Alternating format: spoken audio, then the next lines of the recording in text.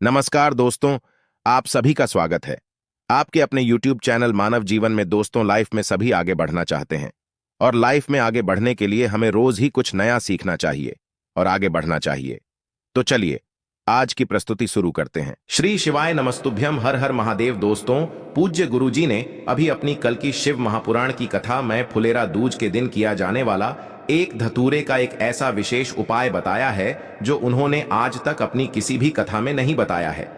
पूज्य गुरुजी ने कहा कि जब आपके हाथ तंग चल रहे हो, जब रुपये पैसे कहीं से प्राप्त ही ना हो पा रहे हो, जीवन में चारों तरफ से सिर्फ और सिर्फ परेशानियां आ गई हो, उनसे बाहर निकलने का कोई रास्ता ना दिखाई दे रहा हो, तो 1 मार्च 2025 फुलेरा दूजे के दिन कर लेना एक धतूरे वाला यह उपाय होगी।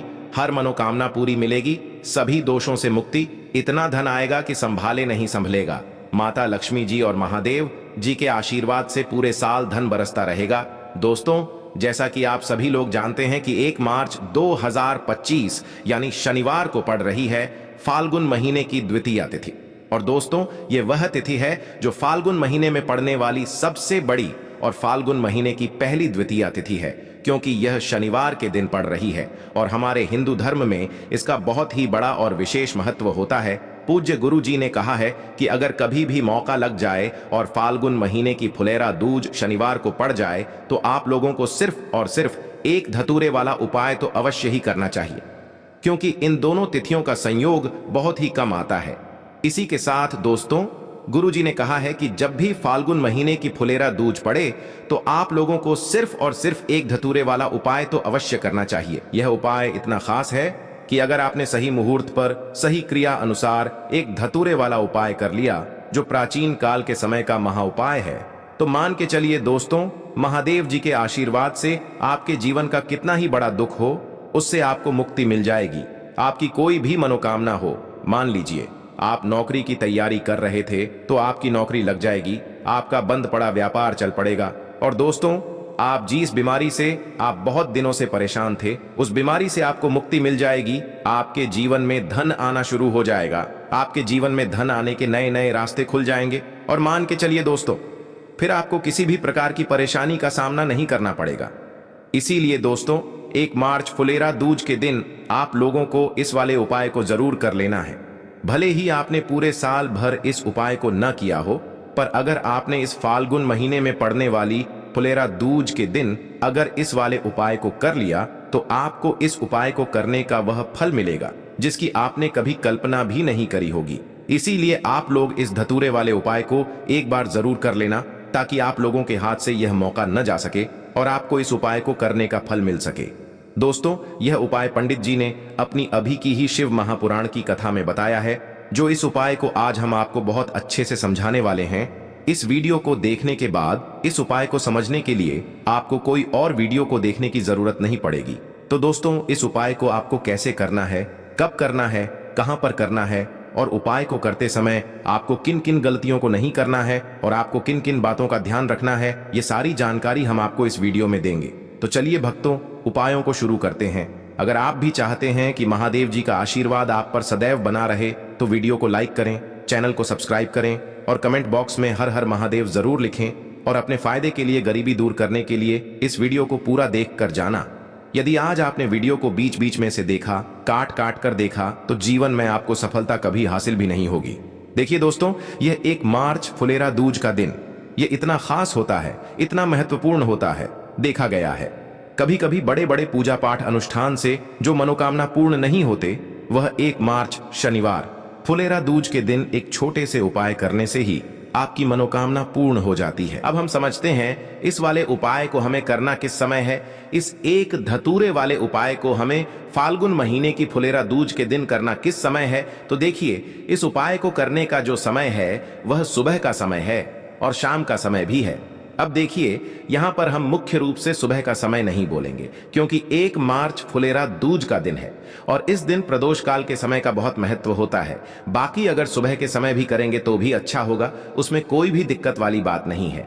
तो चलिए जानते हैं इस विशेष उपाय के बारे में, लेकिन उससे पहले एक प्रार्थना, अगर आप इस चैनल पर नए हैं तो आप इस वीडियो को लाइक करें, चैनल को सब्सक्राइब करें और कमेंट बॉक्स में आप अपनी राशि या अपना नाम जरूर डाल दें, क्योंकि हम राशि से जुड़ा भाग्य भी बताते हैं और भाग्य में चल रही परेशानियों को दूर करने के लिए वह आसान से आसान उपाय भी बताते हैं। तो चलिए अब हम अपने सबसे पहले उपाय की बात कर लेते हैं। अब दोस्तों हम जान लेते हैं विशेष उपाय के बारे में।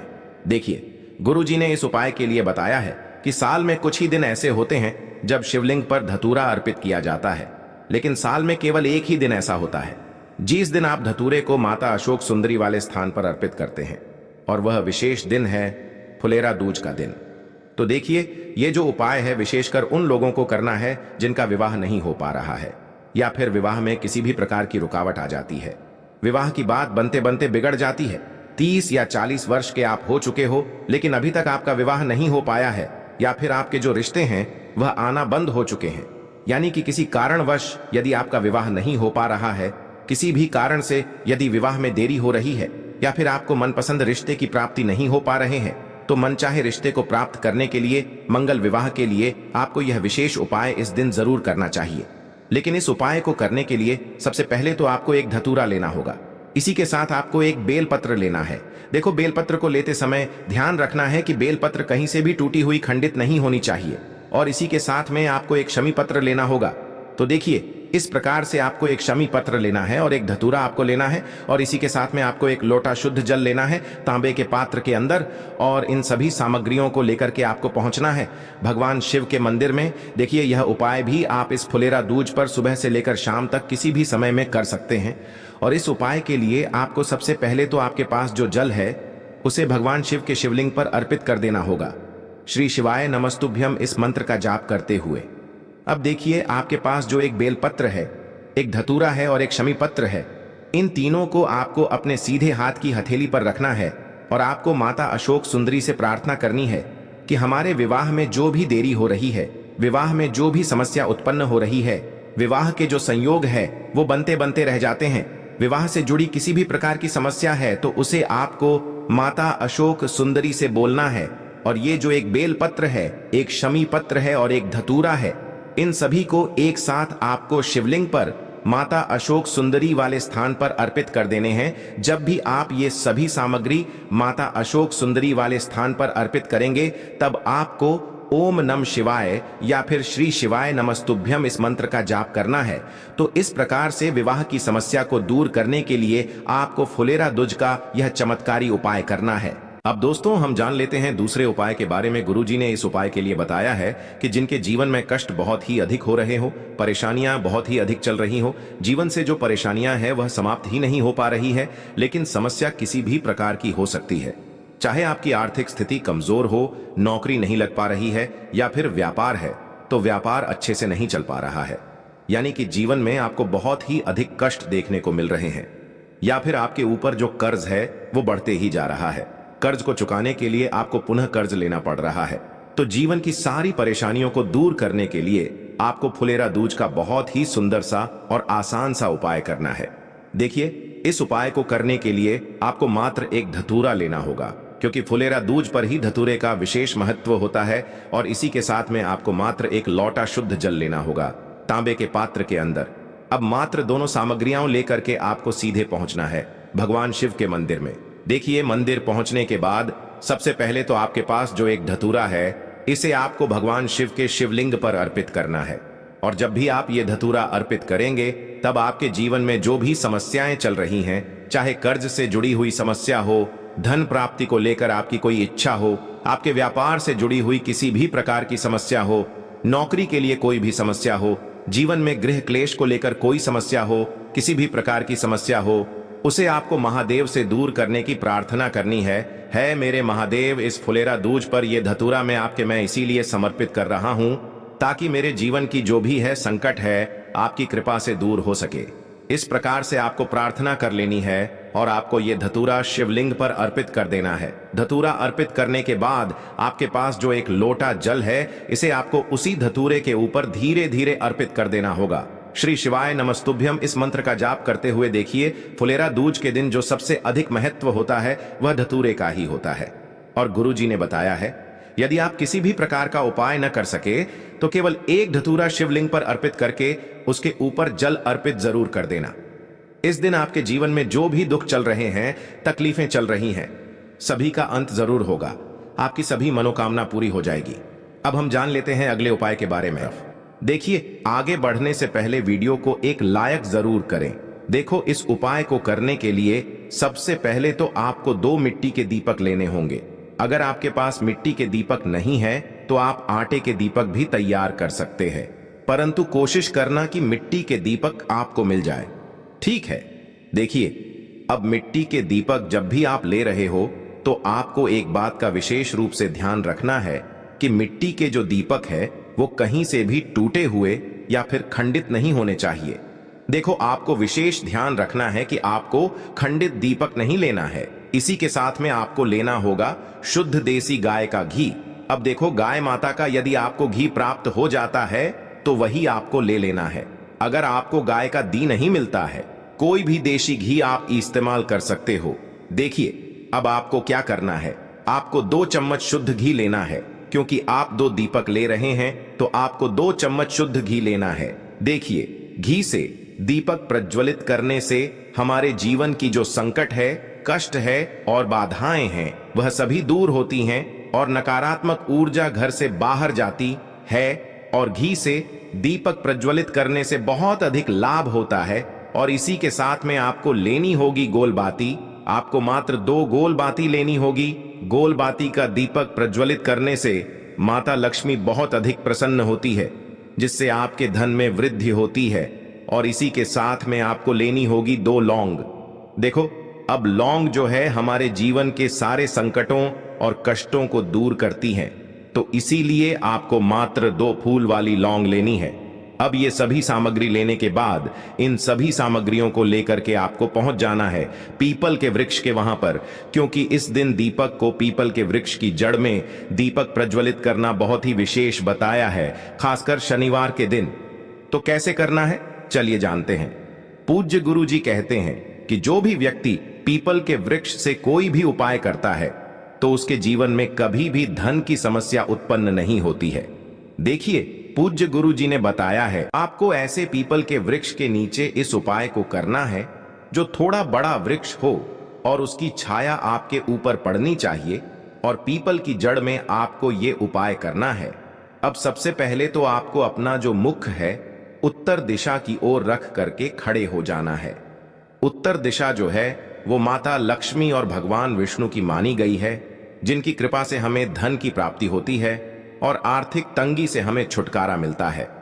तो सबसे पहले तो आपके पास में जो 2 दीपक हैं उन्हें आपको पीपल के वृक्ष की जड़ के पास में रख देना है। अब दोस्तों, इन दोनों दीपक में आपको 1-1 चम्मच घी डाल देना है। उसके बाद आपको दोनों दीपक में 1-1 गोलबाती को डाल देना है। इसके बाद आपको पीपलेश्वर महादेव का नाम लेकर के और अपनी नाम और गोत्र को बोल करके दोनों दीपक को आपको प्रज्वलित कर देना है। उसके बाद जो आपके पास 2 लौंग हैं उनमें से आपको 1 लौंग को अपने सीधे हाथ में रखना है, और जो दीपक है पहला दीपक, उसके ऊपर से आपको पहले लौंग को 11 बार घुमाना है।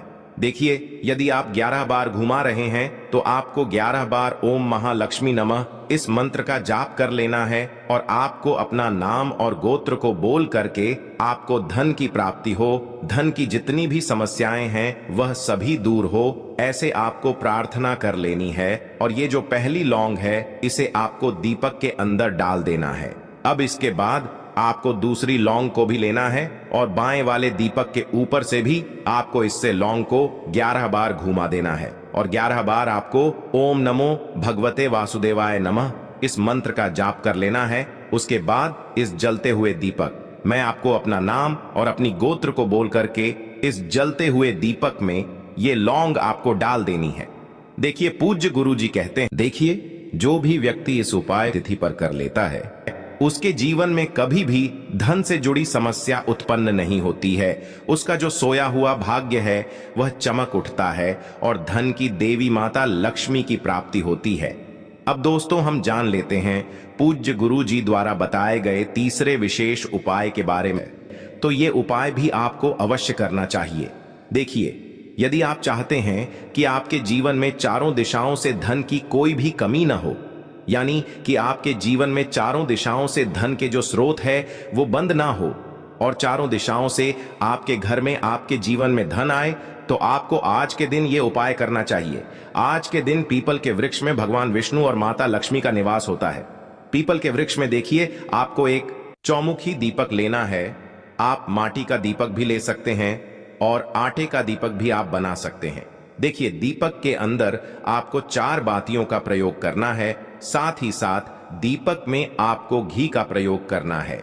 अगर घी आपके पास नहीं है तो आप तिल के तेल का प्रयोग भी कर सकते हैं और साथ में आपको एक चुटकी हल्दी भी लेनी है होगी।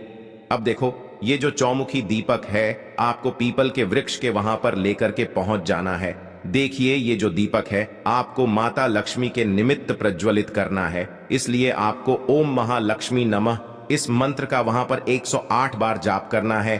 पीपल के वृक्ष के वहां पर यह जो चौमुखी दीपक है आपको उत्तर दिशा की ओर अपना मुख करके प्रज्वलित करना है। यह दीपक आपके घर में सुख समृद्धि प्रदान करेगा और आपकी जो दरिद्रता है उसे दूर करेगा। तो इस प्रकार से आपको यह दूसरा उपाय कर लेना है। अब दोस्तों, हम सबसे अंत में जान लेते हैं चौथे चमत्कारी उपाय के बारे में। ये उपाय विशेषकर रोग मुक्ति के लिए होने वाला है। देखिए, इस उपाय के लिए आपको मात्र थोड़ा सा शहद ले लेना है और इसी शहद के साथ में आपको मात्र एक लोटा शुद्ध जल लेना है। तांबे के पात्र के अंदर अपने घर से अब सिर्फ ये दोनों सामग्री लेकर के सीधे आपको पहुंच जाना है भगवान शिव के मंदिर में। पूज्य गुरु जी ने बताया है कि शनिवार के दिन पर आप ये उपाय सुबह के समय भी कर सकते हैं और शाम के समय में भी कर सकते हैं। देखिए, सबसे पहले तो आप जो ये शहद लेकर के गए हैं, इस शहद से आपको माता अशोक सुंदरी वाले स्थान पर ओम का निर्माण कर देना है। यह जो ओम है आपको अपने सीधे हाथ की चिटी उंगली के पास वाली उंगली, अनामिका उंगली, उसी से बनाना है।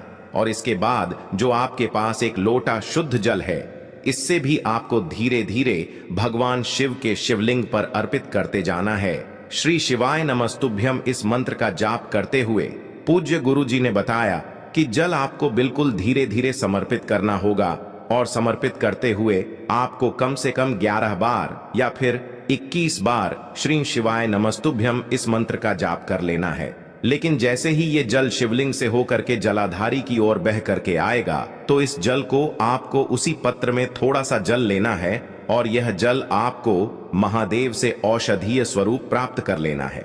आपको महादेव से प्रार्थना कर लेनी है कि है महादेव, मैं इस जल को औषधीय स्वरूप अपने घर लेकर के जा रहा हूं। मेरे परिवार के सदस्यों के शरीर में बीमारी हो चुकी है, उस बीमारी को ठीक करने के लिए आप इस जल को औषधीय स्वरूप बना दीजिए। इस प्रकार से प्रार्थना करते हुए यह जल आपको अपने घर लेकर के आ जाना है। अब दोस्तों, इस जल का आपको उस व्यक्ति को आचमन करवाना है जो व्यक्ति बहुत अधिक बीमार है, यानी कि थोड़ा थोड़ा जल आपको उस व्यक्ति को आचमन करवा देना है। पूज्य गुरु जी ने बताया है कि जो भी व्यक्ति इस जल का आचमन कर लेता है उसका सभी रोग और बीमारी दूर हो जाती है। तो दोस्तों, इस वीडियो में हमने पूज्य गुरु जी द्वारा बताए गए 3 महा उपाय बताए हैं जो आपको अवश्य करने हैं। आज के लिए बस इतना ही इस वीडियो में दी गई जानकारी। अगर आपको अच्छी लगी हो तो प्लीज हमारे चैनल मानव जीवन को सब्सक्राइब करें, लाइक करें और हमारे वीडियो में अंत तक बने रहने के लिए धन्यवाद।